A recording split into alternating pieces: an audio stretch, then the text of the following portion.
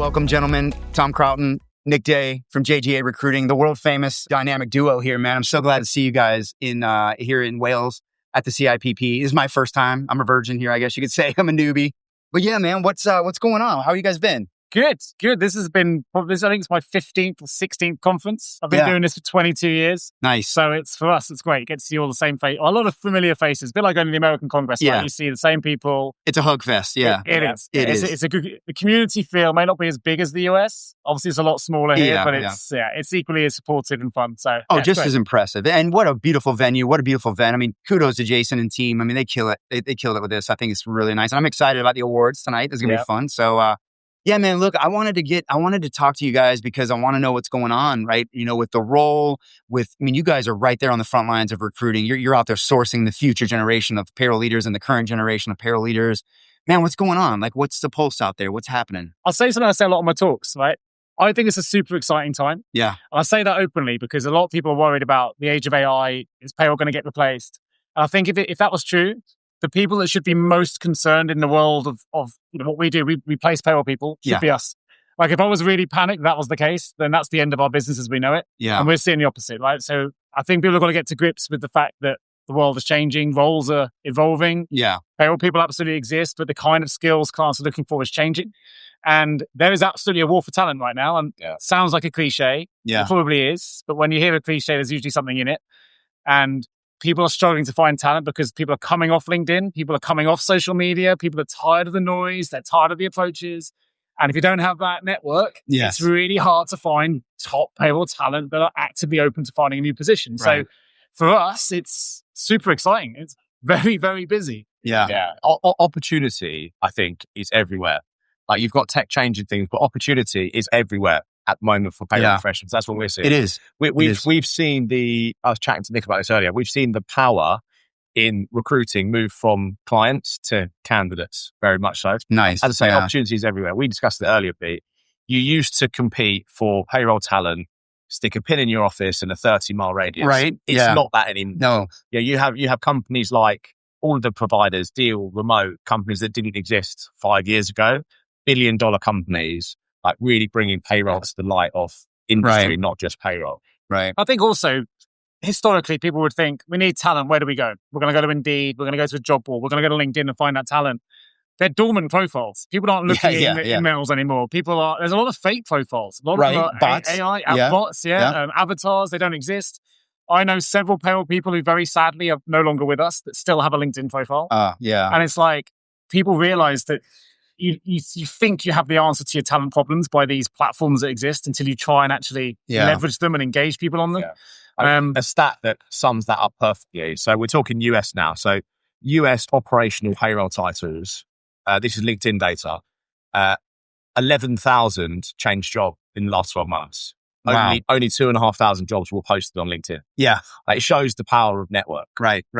I think that's an amazing stat. I'd always say to people when I'm doing talks, how many times have you had an email in from someone you don't know, and how many times have you opened it and done something with it? You ignore it, right? Yeah. So finding talent is easier than it's ever been before. Yeah. Without a shadow of a doubt, right? Yes. You don't need to be a specialist recruiter to find talent. The trick isn't in finding it, it's engaging it. Now, if you've never met me, Pete, and Billy Bob Thornton, the recruiter, sends an email to you, you've never dealt with him before, you don't know who he is, most will ignore that. You don't even open it. Plus, there's scams out there. Loads. I've actually had someone on my podcast who was scammed, and which is so awful because she was in a vulnerable situation between positions. But that's who they feed off, right? The vulnerable, usually. So definitely, they're not going to. You're spamming. If you're out there, reaching out to candidates, are people going to even respond to you? Do they even know if you're who you are, if you're real? You know what I mean? So we come out to Congress, we come to these conferences, we do things so that if you get an email from me or from Tom or from one of my team, you go, hey, I feel like I know them. I feel like I can trust this person. Right. I'm going to respond. And it may not be, hey, I've got a job for you. It may go, hey, Pete, you got 2 minutes? Can we have a quick chat? Yeah. Now, if I put that message into you, honestly, I think you go, hey, Nick, yeah, sure. When are you free? Yeah. Because we've met each other. We've taken time to invest in each other's podcasts, to support each other's objectives, to talk about payroll, to raise the profile of the industry, to elevate the profession. So that work is what builds trust. It does, and you know what? Payroll is the key holders to trust in any business. Yeah. Right? If you get the pay slip wrong, you break that trust, people look for new jobs. Agreed. And I would argue that we have to establish trust in the payroll community in order for you to trust us with your careers. Yeah. And people aren't going to trust their careers with people that don't have a don't know. reputation. Yeah. How's the sentiment evolving with leadership, right? Executives, particularly when it comes to payroll talent. Like, are they starting to look at payroll in a different light and say we need a different type of leader coming into our payroll organization? Or are they still sort of, because I saw something the other day that was really aggravating to me, I don't know if you saw it, there was a post going around. It got a little bit of swirl. You may have seen it. They were talking about this job posting, and I think it was here in the UK for a payroll position, and it was paying minimum wage. Oh, and there was a lot of commentary on that about what, that's really messed up and uninformed, blah, blah, blah. Are we making any progress at all? Look, I think it's dangerous talking about the industry as a whole. Yeah. So just sum everything up and generalize it. Yeah. So Tom mentioned earlier, we've got unicorns now. Like 4 or 5 years ago, a unicorn in payroll didn't exist. We've now got high remote and deals straight off the bat. These are huge billion-pound companies that specialize in EOR and payroll-based solutions. Right. So that's put payroll on the map. And people that run those types of businesses understand the value of the people they need to recruit in order to build that solution. Yeah. Is there still a gap at C-suite for the in-house organizations that don't really focus on payroll as their proprietary selling piece? I don't know, you're selling paper as a business. Are they looking at payroll in the same way? The gap is getting far bigger, isn't it? Yeah. Providers and in-house. There is. Yeah. Which is a shame. Interesting. Yeah. Too, the perception, one of the things I still see in my research is that the perception is still that payroll's less than, right? Clerks, processors, transactions, right? There's only a small percentage that are getting that executive presence and eminence. And it's in the biggest companies generally. But it's happening. Are you finding that are you seeing any more chief payroll officers, VPs? I would challenge that a little bit. I did a webinar recently on does payroll need a rebrand?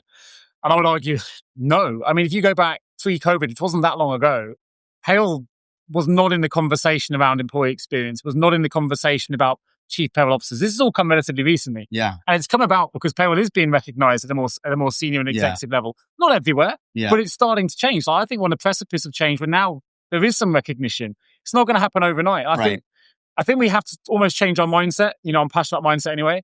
Often payroll professionals, I don't want to be critical here, will talk about what they need and what they do. Right. To change the narrative though, we need to talk about how can we support you better?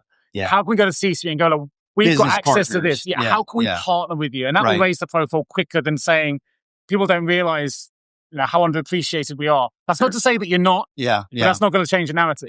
You've got to go, how can we move the needle? I think for me, so we're at CIPP conference now. Mm-hmm. We all talk on our LinkedIn's, and within our bubble, payroll is recognized, right? Yeah. But if payroll people aren't championing themselves and their teams internally, nothing's going to change. Yeah. Like, we can have a load of nice LinkedIn posts and we need to be this, we need to be that. But if you're not going to the C-suite and saying, this is what I have done, and this is the change that it has made. Yeah. So we listened to somebody at Congress in Orlando. I won't mention name, but the fraud, they were using AI fraud detection within payroll and workforce management. Yep. $300 million saved in 1 year. Yeah. That's a massive example. But that's the kind of numbers that the CFO will listen to. Exactly. 20 years ago, the idea of having a chief protection officer for data seemed preposterous, and now they exist. Even the CFO is a young role. 10 years ago, a chief diversity officer would have seemed preposterous, and now they're everywhere. Yes. Chief payroll officer will come. I don't know if they'll actually come in the guys that I know that you've been positioning for and really pushing. I see it more on an ethical side, so I see more of like a chief payroll ethicist being more realistic. Yeah. I think as the algorithmic age starts to take hold, we're going to see payroll take a bigger responsibility in the bias within the data, making sure it's ethical, making sure we've got pay transparency, that we've got no regional pay gaps across global boundaries. So I probably see more of a role for the chief payroll ethicist. I've created that title myself than maybe a chief payroll officer. Yeah, it'll encompass total rewards a lot more as well. Or even a chief compliance officer that payroll could be reporting into. I mean, payroll doesn't have to be in the C-suite. They just have to be engaged by the C-suite at the right times and given the opportunity to provide their input and advice. What I think is really going to be necessary for payroll to do, and I've been saying this, is you've got to stop being led. Yeah. You have to start leading, and you need to lead with a point of view. That's going to come with your data, use your data, but you got to stretch, and you're going to have to put yourself out there a little bit. And you're right, not make it about you, make it about the business and how you can drive business outcomes. And I think you're going to get more of a sounding board for people to actually listen to. I agree. Yeah. I would say there's however in there is and they're brilliant people, brilliant payroll people. But often you get to the top of leadership through your knowledge, not through your leadership capability. And there's a gap. Yeah. And I think that is a gap. We've got some great organizations, CIPP, Payroll Org and others trying to plug that a little bit. But I think there's a leadership gap as well. That at the moment, people have got to some amazing positions through their unbelievable knowledge of compliance, legislation, and all the things that they do. but that doesn't necessarily mean they've been invested in by the C-suite in terms of their leadership skills and the ability to partner. How many payroll people do you know that have been through any kind of business partnering course or senior leadership course? Not many, yeah. And these are skills you need at C-suite. We need to start plugging those gaps because they're more than capable of achieving it. Yeah. But it's like you don't know what you don't know until you know it. And True. We need more advocates for developing those skills, I think, in the industry. I think that would help. Yeah. Another thing that we see in the Payroll Profession Confidence Index is we are bleeding talent. I mean, retiring at large clips. If you look at the 20 plus years, you've got 40 to 50%. If you look at the years of like 11 to 19, you've got 20 some to 30%. So you're looking at 70% of the population is pretty much on their way out at some point. Are we bringing how do we get young talent to come in here? You talked about an internship. Perfect example. How are we getting them in here? So we have a perfect active example of one of our clients right now. He won't mind me mentioning his name. Paul Simpson, Ralph Rem. We're helping Paul to hire a payroll intern, right? Nice. And it's like no experience whatsoever. It's actually one of the more difficult searches that we have. I would imagine. because you're looking for soft skills. You're seeking for passion in an industry they don't know yet. Yeah. But you have to therefore assess a different type of skill set in advance. Yeah. The way that those guys are attracting talent, and Pete, you've just spoken about AI downstairs. Yeah. Right? Young people at the moment are interested in technology and AI. So yes, we recruit for a payroll internship, but it's focused on data, AI, in payroll. And that's how those guys, through ourselves, are attracting younger talent. And we speak about it all the time. How do we attract younger payroll talent into the industry? Yeah. What do we do? And it's amazing to finally have an example. That's right. A live example right now. Do you think there's an opportunity to create some sort of program? I don't know, at the university level, at some other, in whatever way, to create these internships, start pipelining and recruiting. There's definitely opportunity the next for generation. But will that move the needle globally? It'll move the needle in a small location if it was us to set that up, for example. I think to move the needle globally, I did this talk at Congress, we need to get better at storytelling. Yeah. At the moment, you see a job advertised, and you go and check this out if you listen to this, go on LinkedIn now and look for when the first payroll job you see, there'll be a list of responsibilities that pay people of using this system. The shopping list. Yeah. There is no sell there. Like, why would you want to do that if you've never done it before? You've got to tell the story. If you want to be at the, responsible for 76% of most organizational capital expenditure. Yeah. If you want to be at the forefront of technology, of data, of employee experience, if you want to get involved in the human side of financial wellness, start telling stories, because that is all payroll. Yes. Right? If you want to be at the center of trust within an organization and be relied upon by not just one employee, but every employee within that business as a sense of importance, go into payroll. We're not telling stories. Yeah. We're saying, I need someone who can use this system and pay this many people on this frequency who can do 401ks or whatever it is. That's a very functional mindset. It doesn't entice people in because there are other functions selling better stories. Yes. So we need, and obviously our job as recruiters is we understand that. We try to sell great stories on behalf of our clients, where you can do this yourself. There are things that we can do. Do you guys are obviously playing in both the US and the UK and Europe. What do you see differences in how the trends? What's the difference in terms of what's progressing in talent for payroll? So I think we'll agree. So it's been a real education going to the US because we are, to our knowledge, the first ever payroll specialist recruitment agency to launch in the US. Now, we thought there's something called a reporting mindset and a creative mindset. So I'll tell a little story, then I'll go back. If you have a reporting mindset, there's a guy who was a shoemaker, right? Mm-hmm. He sent his two children off to a foreign land where the people in those lands didn't wear shoes. The first son called back and said, why have you sent me here, Dad? No one here wears shoes. I'm not going to make any money. I'm going to be bankrupt. I want to come home. The second son landed in the same place, went, here, no one wears shoes. I'm going to make a fortune.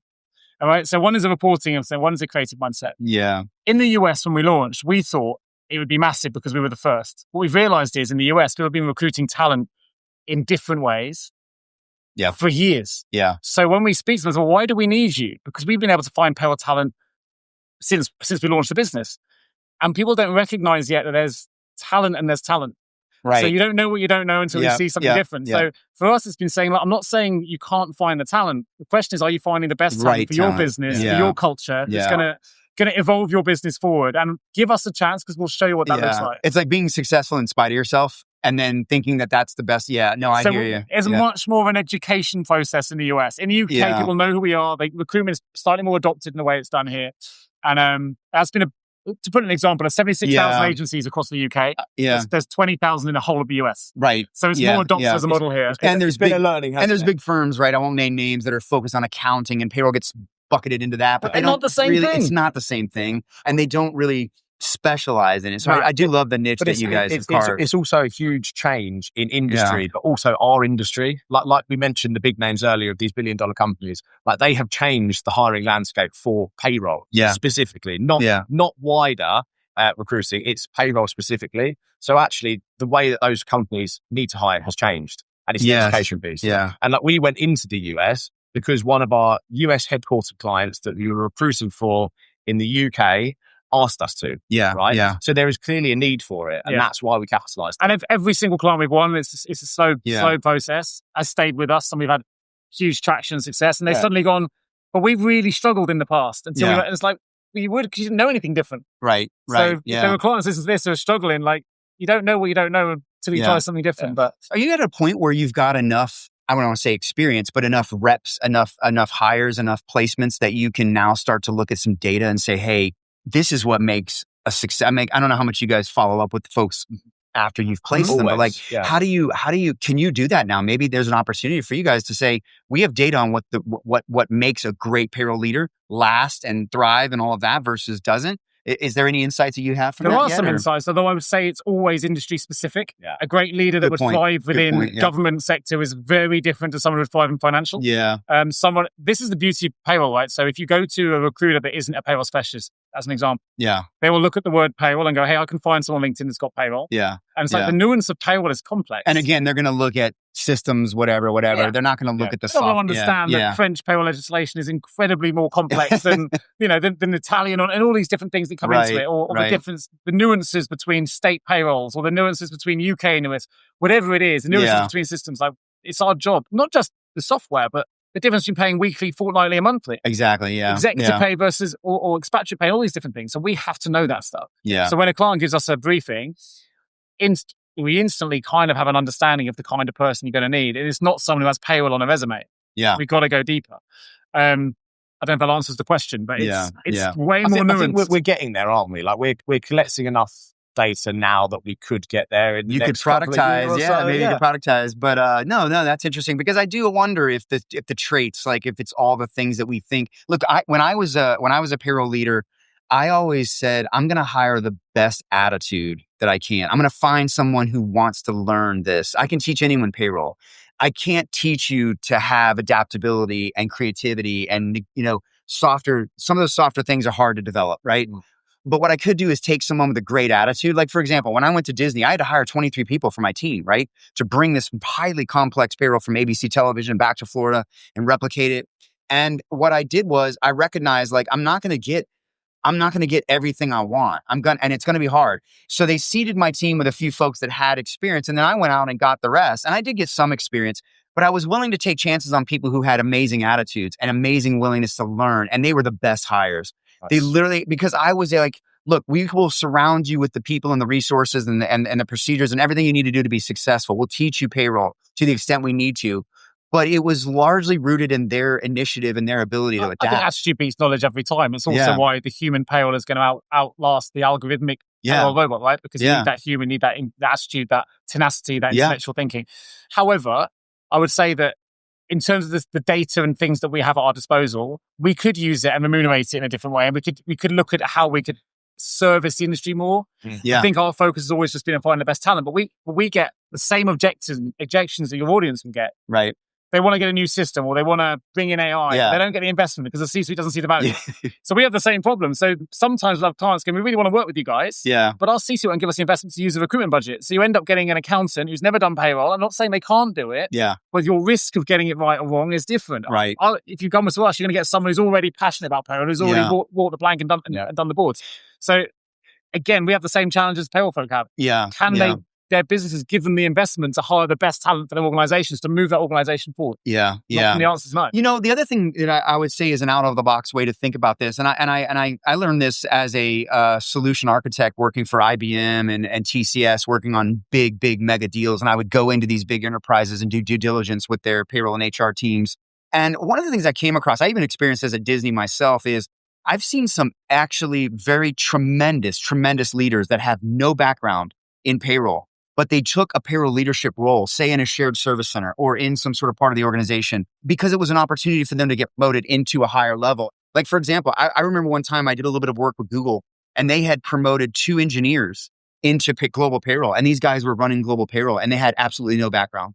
It was a promotional opportunity, but they were brilliant guys, willing to learn, and had great leadership skills. And that, I think, was really interesting to me because I've seen a few of those where people be really successful pivoting from another area where they can bring leadership and outside lens to a process that maybe just needs leadership. So I spoke to a CHRO. It would have been, actually, it's probably best part of a year ago now. It feels like it was a few months ago. It's about a year ago. 9,000 employee business. Yeah. And they were recruiting for a payroll person. I tried to see if we could support. And I said, we've already placed it. We've moved our person from accounts into payroll. It's a head of payroll position. Yeah. I was like, wow, that's great. And I went, you know what? It's working out really well. We've got 9,000 employees, 96% accuracy rate. Mm-hmm. I was like, oh, okay, that sounds good.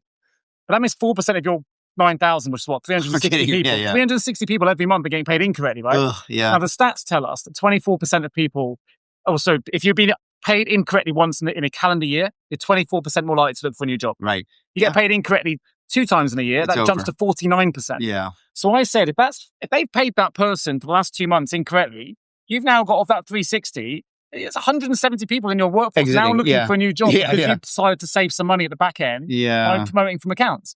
So I'm not saying it can't be done. Yeah. But the right leader. The right leader. But there's also that you still need a level of payroll expertise in the right positions. Yeah. Or it can all start to fall down. Totally. So it worked for you because at Disney, you would have the right leader at the front managing it. Yes. But if they brought someone who'd never done payroll into that role as hard 23. Oh, no. It'd have fallen down. So you've got to get it. They were surrounded by people who knew what they were doing. But the point is that leadership came from outside. What I'm getting at here is there's a lot of really bright, smart, skilled people that are entering the workforce that are coming back out of, because maybe they're being let go. There's a lot of folks being laid off. Is there opportunities to maybe start looking for pivots at the right, and it's not going to be everybody, to your point, but there could be some good talent out there that's not considering payroll, that they could really thrive from another world and come in and just make some great contributions. I don't know that people even think think No, it comes back to your storytelling piece, doesn't it? Yeah. It's like, so we did a survey, only a small one with payroll. Yeah.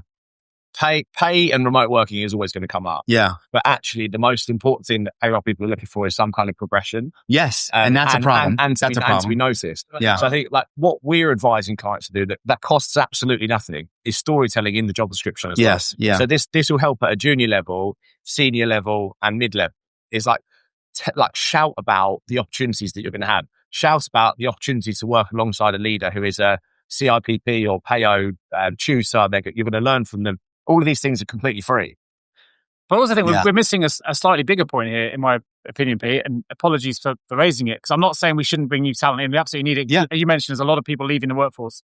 There's also a phenomenal number of amazing payroll candidates who are being overlooked for positions because they either can't be found, we don't know where to look, we don't know how to engage them, they're being overlooked because their resumes aren't being prepared correctly, or they're being poorly briefed on an opportunity, you're putting round pegs in square holes. And that's a problem. So whilst I am all for bringing new people into the industry, absolutely. In fact, I'm an advocate for it. I do talks for a company called Founders for Schools. I go around to local schools in my area and speak about payroll as a career to school leaders. Good. So I'm passionate about it. But I don't want to lose the idea that there's also some phenomenal talent already existing with loads of payroll skills that aren't getting opportunities. Agreed. People are trying to put them either in the wrong places, or they can't find them, or they can't engage them. And obviously that's or they're just not vocal enough to put themselves out there, and that's not always been payroll's way. It still isn't. They're humble, they're stoic, they do their job, and they get it done, and they're reliable. So that's why the industry needs guys like you. Right? I'm trying, exactly, I'm trying to just think of creative ways that we can get more folks with great. What I don't love, what I hate is payroll's never been the first stop for the best and the brightest, right? And not to say that payroll doesn't have best and brightest folks, is that people aren't starting out going, hey, I want to see about maybe doing payroll, right? They're thinking of other things. They're romanticizing other roles. It'd be great if the best and brightest would start to consider payroll on their short list in the beginning. It comes back to storytelling. So that's a very transparent example here. If you want to be a CFO, I'm telling you now, the journey to CFO will typically be longer, or head of accounts or head of finance. Whatever. It's much quicker to get head of finance and payroll. If you want to get to the top of your career quickly, if you're smart in the world of payroll, you can get from payroll administrator to head of payroll director and beyond. way quicker. Yes. You haven't got to do 6 years in practice. You haven't got to do all that other stuff. So but there is a bottleneck. You've got to tell though. that story. Yeah, but there is a bottleneck. And I can see that in my data. There's a bottleneck of people not getting past that upper ranks, right? Because those upper ranks are not available, I think, in a lot of cases. There isn't a VP position for them to go to, or there isn't some other thing. And I think we've got, you said that earlier, there's got to be a better career progression for me to see that there's a long-term opportunity for me to move up in this company or other companies. I think AI is going to be one of the things that creates that opportunity, not takes it away. Right? Yeah, so we've got to be embracing it and say, okay, we're going to be bringing this stuff into our organization. We've got to make sure it's ethical, that it's fair, that it's transparent. And who are the guardians of data in most organizations? Who are the guardians of trust in any organization? It's payroll. It's the only department that touches every employee, every single pay cycle. No, HR doesn't do that, right? It's the only one that will get if they don't do their job, the CEO and the C-suite might go to jail. Right. It's also the only one which every single pay cycle, I say pay cycles in the US, a lot of payrolls are weekly. In the UK, it's predominantly monthly, but every pay cycle where you hand over a document that is absolutely engulfed in the word trust. Yeah. Because in your pay slip, however way you receive it, is your financial independence, is your school fees, is your university savings, is your retirement. That is an incredibly important document of trust. Yeah. You get that wrong, you deliver it late, everything breaks down. Yeah. So we're in a huge opportunity here if we use AI intelligently, if we're able to be those, I go back to the Chief Payroll Ethicist idea where we can be, I like that. help with the ethical decisions behind the data and be the guardians of the algorithmic age. Yeah. I think it's hugely exciting. Yeah. But it is going to require a shift in mindset. Yeah. For everyone. I mean, everyone. It used to be 5 years ago, payroll was saying my responsibility is paying everyone accurately on time and compliantly. That is still true. That's table stakes. It's table stakes. Yeah. You got to think. You took the words out of my mouth. You got to think bigger now, right? And otherwise, it won't move the needle forward. I say it all the time. Payroll leaders are business leaders. They just sit in payroll, but they've got to behave that way. They've got to lead their organizations and not be led. And I'm afraid that there's too many that are not speaking up and not being vocal and not telling stories. And I believe really that's going to be a key part of the job is being a storyteller and a change agent and a strategic partner. And that's a different skill set, right? That's a big four skill set in a lot of ways. Deloitte or something or EY, whatever. The consultancy sort of mindset, I think, is what I want to see payroll. I think that's a great pathway for payroll to have their mind shaped around to be like, hey, you're going to be an advisor to this business. You got to walk it. You got to walk that, right? You got to talk that. There's a coaching mind question that says, when you say yes, what are you saying no to? And when you say no, what are you saying yes to? So I think for the payroll people out there saying, well, I don't need to change my organization. I'm paying everyone accurately. I'm paying everyone on time. It's all working smoothly. You're actually saying yes to losing your staff through attrition. Yeah. It's the competitors that are implementing EWA, that are making things better for their employees, they're going to start moving to competitors. You may not notice it immediately. It'll be a subtle shift. Yeah. And suddenly you'll realize that you've got more levers than usual and people are going to competitors because they've got more inventive and innovative payroll solutions. Yeah. It's like, you've got to keep evolving. Yeah. Payroll's always evolved, right? We've got amazing change agents in this profession. You've just got to, as you say, be a bit louder, champion it.